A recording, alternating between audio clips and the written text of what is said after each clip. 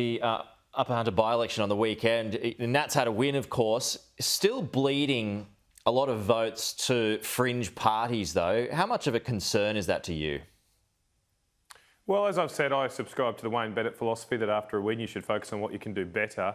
And it was a win. A win is a win is a win. But you know, we can do better. And there are still large parts of the electorate that are shopping for other parties. About half the electorate did not vote for either the Labor Party or the Nationals, the coalition candidate in this election. So that's a lot of voters, obviously, and altogether in a compulsory preferential election at a federal level, that would make us getting up over the line much more difficult. So I was there all day. I was there all day on Friday as well, and pre-poll, all day on the election on Saturday. And in talking to voters, I sensed a lot of frustration with our lack of action on things like coal-fired power. They're concerned about us adopting willy-nilly commitments like net zero emissions and what that means for their jobs. Those things were raised with me multiple times. And if we're serious about getting these working class votes in the Hunter region, which I think we should because the Labor Party aren't representing these people, we've actually got to represent them. We've got to do policies. We can't just talk about it. We can't just rely on the Labor Party being worse. Us as a coalition need to deliver for working class people, and that means bringing manufacturing jobs to this country. It means not signing up to international agreements which would sign away our sovereignty and just send more jobs to China. Do you believe Joel Fitzgibbon when he says that he could walk before the next election? Oh, look, I don't know. I can't read Joel Fitzgibbon's mind. I have sent over to him a Nationals Party membership form. I'm not expecting that one back, but I think he might be in the wrong party right now. You have done that? So, yeah, I did that a while ago, and I repeated my ask yesterday morning. But look, Joel's not going to do that. I mean, but he is in the wrong party. The party's left him. You know, in saying that, Joel was on this train a couple of years ago. It wasn't until he nearly lost his job at the federal election that suddenly he converted to the cause of coal.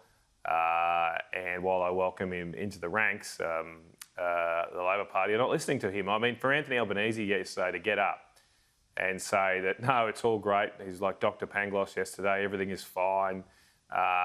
There's nothing wrong here. There's no issues about our position on coal or working class values. I mean, the guy's on another planet. He's certainly a long way. Anthony Albanese proved yesterday that he is a long, long way from the towns of Singleton and Muswellbrook. He's got no idea what they think. He wasn't there on the weekend. When's the last time he went to a coal mine? When's the last time he went to these sort of places and spoke to Muswellbrook increase though? Labor voters. Didn't Muswellbrook increase for Labor?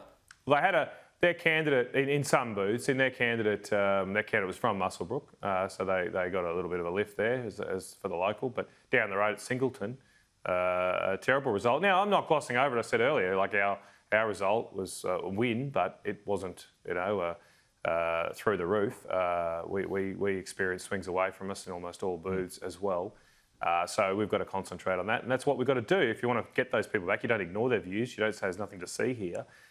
You redouble your efforts to listen to them and act, because that's what they want, action on doing the things, the reasonable requests they want, which are things like more jobs for their region, backing their own industries, not unnecessarily shutting down Australian industries based on pressure from loud overseas environmental groups.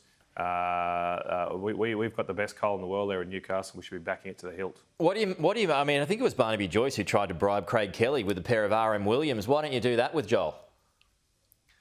Yeah, I don't know what would get Joel across the line. I'm not sure, mate. You know, maybe a new pair of golf clubs or something. He seems to like that at the moment. But I don't know, mate. I mean, look, as I say, I welcome Joel to the fold. It's just a shame there aren't more like him in the Labor Party. I said after the last federal election, I was hoping that result, where there was clear support for Adani and coal mining, would re-establish a bipartisan approach to mining in this country, which had largely been there until the Adani saga. But Anthony Albanese has been a great disappointment for the workers of this country. He talks a big game. He likes a beer down the pub. He likes a footy, but he just doesn't get on the assembly line with workers, on the coalface with workers, and support them there. Matt Canavan, we're out of time. Appreciate your time though, as always. We'll talk to you soon. Thanks very much, mate.